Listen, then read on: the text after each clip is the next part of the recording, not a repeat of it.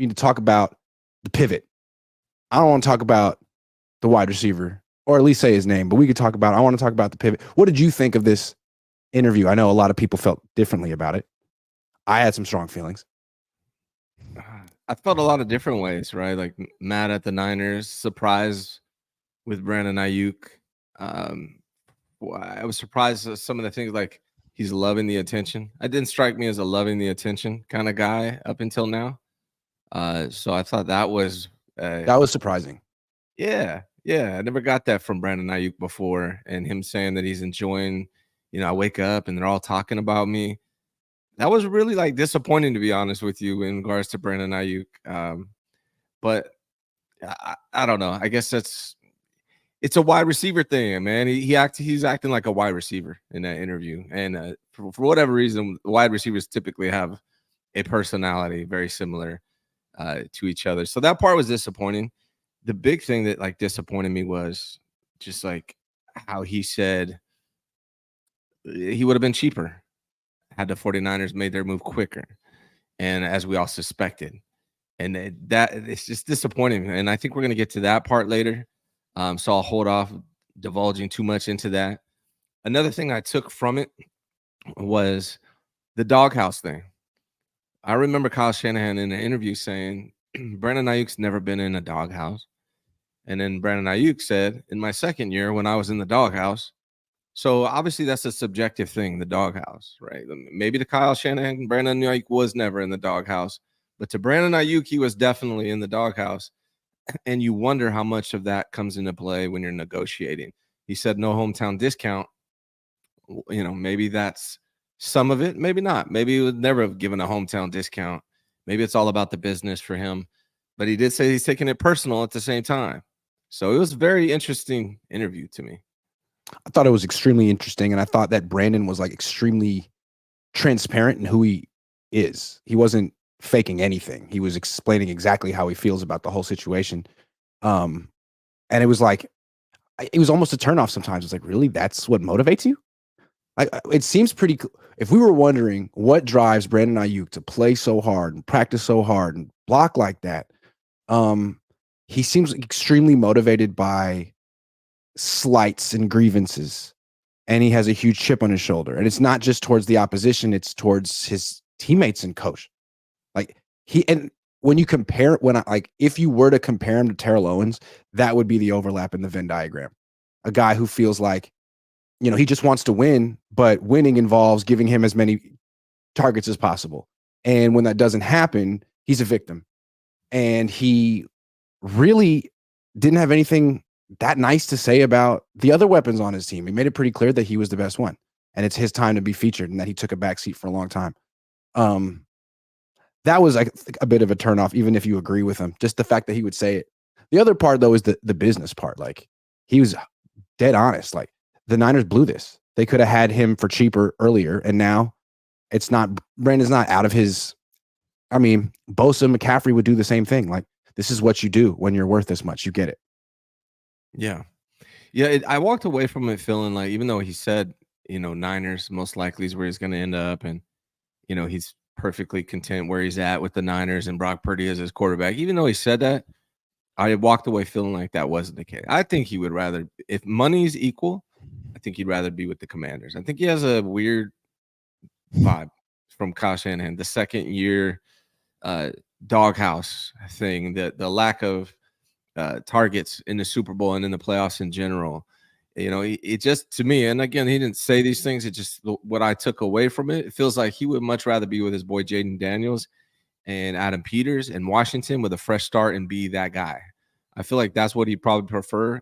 The politically correct thing and the right thing to say is that you would, you're perfectly happy with the 49ers. And maybe he is, but the things he said, things he's tweeted makes me feel a different way. So I don't know. Yeah.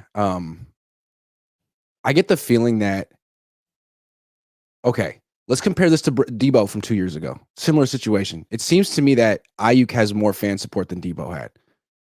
Fans were really upset with Deebo. He requested a trade, which is a big deal. At the same time, he didn't go on the pivot and talk for an hour plus about what the Niners didn't do or how he was handled for years. Ayuk did that. And you could argue that Ayuk has been much more vocal about his displeasure with the team than Deebo ever was. And yet Ayuk still has all the support, and Deebo really lost a lot after that. What do you attribute that to? I mean, to me, it just seems like Brandon Aiyuk is Deebo has a different relationship with Kyle Shanahan, obviously. And a lot of us were writing Deebo off after this year. I'm not so sure at this point, especially if he's a fifth-year option, if he's a fifth-year option, that they could definitely go with Deebo. Deebo has that relationship built up with Kyle Shanahan, as we all suspected. We talked about it on this show. Brandon Aiyuk just didn't have that. You coined the term the Cabo click. He's not in the Cabo click. He never was. He's kind of on the outside looking in. It also makes me question like how would it really work out for Brandon Aiyuk in a fifth-year option with the 49ers? Is that what you really want? Because he's already seems a little frustrated with the situation. Then you fifth-year option, he sits out for several games and comes back. And yes, he'll be chasing the money and probably playing his heart out, but it's going to be a weird dynamic that we haven't seen over the last several years with the 49ers and Kyle Shanahan. It's always been a great culture here with Santa Clara with the 49ers. A disgruntled Brandon Aiyuk is the word that Schefter used. I think that's fitting, honestly, right now. Like I reported, I heard from my source that it was what was the word I used? Explosive. They had explosive meeting when the 49ers came out and said, well, things were said that needed to be said. That's basically the PR version of explosive, right? So things have been said. There's weird feelings from Brandon Aiyuk. That's not just money. It's just his role on the team, the way he was doghouse, all of those things has made this offseason, this negotiation different than what we saw with Deebo. I guess my final feeling with this, and my dominant feeling with this interview, is that you never really know what a star wide receiver is going to act like in his late 20s when he's super paid until it happens. And he even said it himself, like, I took a back seat, I bit my tongue in so many words. Like, he was muting himself so that he could get the bag, which he's about to get. And now I feel like we're going to get like Brandon Aiyuk 2.0, unfiltered. And that's sort of what happened to Terrell Owens. He was Terrell Owens, the number 2 receiver behind Jerry Rice and below Steve Young in the pecking order. They left. He got paid and he became T.O., the dominant person on the team. Is this the transformation into like full-blown BA? No longer Brandon Aiyuk. This is BA. This is the full expression of him. And like, what does it take to keep him happy? Paying him is the start. But what about targets? That's going to be an issue too, because if you listen to him in the interview, he talks a lot about how much he could produce if he were given the opportunities. That's what he cares about. That's what he wants. Right. Now, the thing about Brandon Aiyuk, he was a first-round draft pick, so he's obviously got a lot of money already for most people's standards, but he's chasing, $100 million on the books, possibly, like just ridiculous amounts of money for the average person. It seems to be that there's two kinds of players that you have to evaluate: pre-payday player versus post-payday player. And so it is going to be interesting to see what happens with Brandon Aiyuk after he does get paid, because I think he is going to get paid. If I had to bet, he's going to get paid by the 49ers at some point.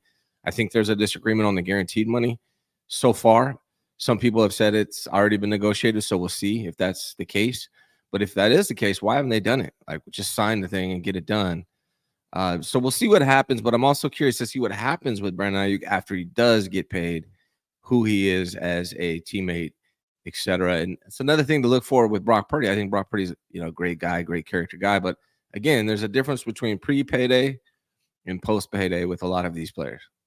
Also, it's funny, like he's sort of painting himself as a victim, like, I'm just trying to get what I'm worth. The Niners are trying to lowball me. It's not fair. They've been doing this to me for years. It's not fair. And he has a lot of support, like Ryan Clark. All of them are saying, man, you're worth it. Whatever you want, you're worth it. Fans are on his side. Okay. And he'll eventually get this contract, I'd imagine, from the 49ers, probably in the next month or few weeks. I don't know. And then he'll have to produce. If he doesn't, If he has 950 yards next year and 3 touchdowns, no excuse. Fans aren't going to want to hear it because just look at how they treat Deebo right now. They're ready to. You talk about who is the next to get traded. Fans are eager to say Deebo because he hasn't produced up to his contract. That's the pressure Aiyuk's going to be under. So enjoy the attention now because you're not going to get that kind of attention in a year or two if you're not producing. How much influence do you think the contract has on Kyle Shanahan as far as like the usage? So if they pay Brandon Aiyuk $28 million, are they going to turn up his usage as well? Do you think that plays a part, or is it just going to be the same from BA and they value what he does already at $28 million?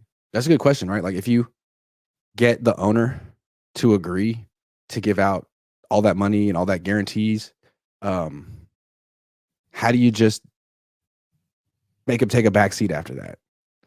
Wouldn't Jed be upset? Like, man, you convinced me that this guy was the investment to make, and you still don't use him. Why'd you do that? I trusted you. Well, throw him the ball. I mean, but they I guess they've shown with guys like George Kittle that they are willing to do that, right? Even Kyle Juszczyk, they get paid. Those guys get paid a lot of money, and they're not very active in the passing game like you would think they would be with their pay scale. So maybe that's how they approach it with Brandon Aiyuk. Maybe they just want more of the same, and his role doesn't change. But post-payday BA and pre-payday BA is going to be interesting.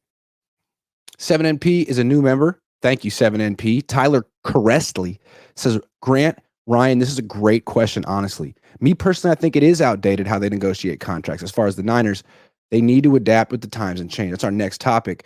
Big Tim 3 says BA wanted to be on Netflix's wide receiver 2, LOL. Oh, yeah, that's the vibe I get. Like, oh, Deebo's on wide receiver. He's such a diva. He BA wishes he was on that show. BA wishes he was number one. Remember during the playoffs, there was like a Sports Center top 10 thing, and he was number 2, and Lamar Jackson was number 1, and BA made a video about it and posted it on TikTok, and he was pissed. Like, that's what he's thinking about. He wants to be on TMZ and Sports Center. Right. Yeah. Now, that was the most interesting part, revealing part about his character, like how he said he's loving the attention. I thought that was like, I like BA, man, but that was kind of lame, to be honest with you. Like, who gives a shit about that? Excuse me. You play football, you get plenty of attention. You just like people talking about your contract situation. I thought that was like you've really been on the Niners for 4 years trying to figure out how to get more attention. Like, first of all, it's not hard. Right. Second of all, like, that's what you care about? Really? Come on. That was strange to me from BA. Grow up a bit. I guess a little. I guess sometimes it's players sometimes can be a little immature. They're younger than you realize. And even though they've been through tough things in their life, they've also been coddled in ways by coaches and people who can profit off of them and ways that you don't really understand. So it's like, have they really heard the truth about themselves or faced it yet? Even if you really want the attention, even if you thrive on it, saying it is probably leave that out, bro. Like, it was kind of, I didn't like it. I mean, didn't Ryan Clark say right off the bat, like, you wanted this interview? Like, you reached out to us. Yeah. Kind of amazing.